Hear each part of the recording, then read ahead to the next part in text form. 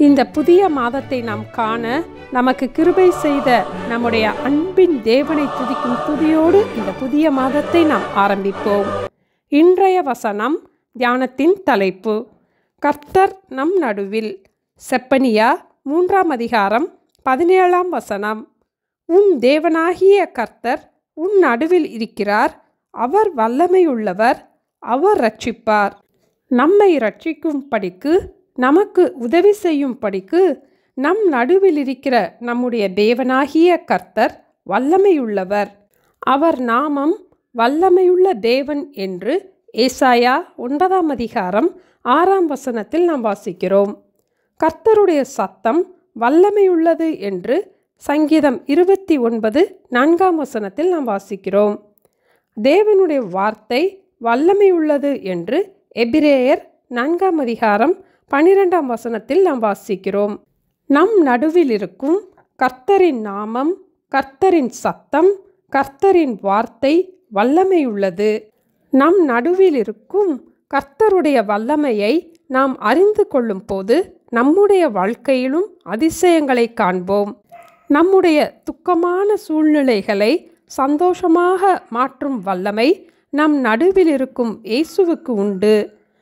நம்முடைய புலம்பலை ஆனந்த களிப்பாக மாற்றும் வல்லமை நம் நடுவில் இருக்கும் இயேசுவுக்கு உண்டு. நாம் எப்படிப்பட்ட குறைவோடு இருந்தாலும் அதை நிறைவாக்கக்கூடிய வல்லமை இயேசுவுக்கு உண்டு.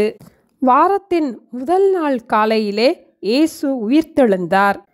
இயேசு உயிர்த்தெழுந்த அன்றைய தினம் சாயங்கால வேளையிலே சீஷர்கள் யூதர்களுக்கு பயந்ததினால் கதவுகளை பூட்டியிருந்தார்கள். விடுதலையோடு அவர்களால் செயல்பட முடியவில்லை. அடுத்து என்ன நடக்குமோ என்ற பயத்தோடு இருந்தார்கள். பூட்டப்பட்ட கதவுகள் இயேசுவை தடை செய்ய முடியவில்லை. இயேசு வந்து சீஷர்கள் நடுவே நின்று, உங்களுக்கு சமாதானம் என்றார். அவர் இப்படி சொல்லி தம்முடைய கைகளையும் விலாவையும் அவர்களுக்கு காண்பித்தார். சீஷர்கள் கர்த்தரை கண்டு சந்தோஷப்பட்டார்கள் என்று யோவான் 20ஆம் அதிகாரத்தில் நாம் வாசிக்கிறோம். இயேசு அவர்கள் நடுவே வந்ததும் அவர்கள் பயத்திலிருந்து விடுதலையானார்கள். பின் தேவனுக்காக வல்லமையாக செயல்பட ஆரம்பித்தார்கள். பயத்தோடும் கலக்கத்தோடும் இருந்த சீஷர்கள் நடுவே இயேசு வந்து அவர்களுடைய பயத்திலிருந்து கலக்கத்திலிருந்து அவர்களை விடுவித்து, உங்களுக்கு சமாதானம் என்றார். சீஷர்கள் இயேசுவை கண்டு சந்தோஷப்பட்டார்கள்.